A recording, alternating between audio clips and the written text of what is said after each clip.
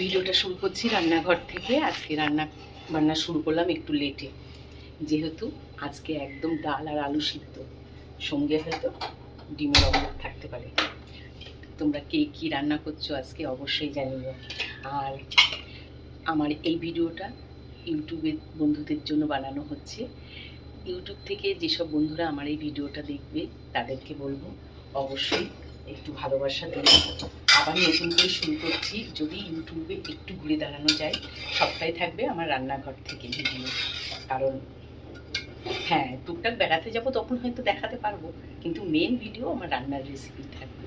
শর্টে দিচ্ছি, ইচ্ছা আছে যদি তোমাদের ভালোবাসা, তোমাদের সারা পরিপূর্ণ পায় তাহলে লং ভিডিও দেব আস্তে আস্তে। সবটাই তোমাদের উপর নির্ভর করছে। আজকে অনেকটা দেরি হয়ে গেছে রান্নাঘরে, বুঝেছো? আর আলুটা না, যখন শর্টকাটে কিছু করতে চাই তখন শর্টকাটের কিছু জিনিস মাথায় রাখতে হয়। আজকে ঠিক করেছি আলুগুলো হচ্ছে আমি ভেবে পাচ্ছি না, এই পেঁয়াজ টিয়াজ আগে থাকতে কুচিয়ে রেখে দিয়েছি। এই পেঁয়াজটা দিয়ে একটা পেঁয়াজ ডালে দেবো, খানিকটা পেঁয়াজ কর্তা মশাইয়ের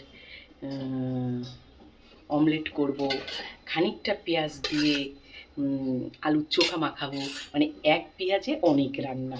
তাহলে তোমরা বলো কারা আমার মতো এইরকম একবারে তরি তরকারি কেটে করে নাও, অবশ্যই কিন্তু জানাবে।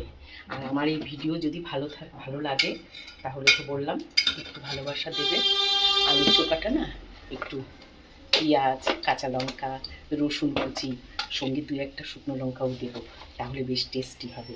অবশ্য অনেকে আবার বলে কি আমরা আলুর চোখা বলি, অনেকে আলু ভর্তা বলে, কিন্তু আমি আলু চোখা বলি। আর সবটাই তোমাদের সঙ্গে নতুনভাবে শুরু করছি, তাহলে রান্নাবান্না করি। তোমরা দেখলে আজকে কী কী রান্না করলাম। আজকের এই অবধি ভিডিওটা এখানেই শেষ করব, এরপরে জোর কদমে রান্না করব। তাই ডাল, আলুর চোখা, ডিমের অমলেট আর ভাত, একদম পরিষ্কার পরিচ্ছন্ন খাবার।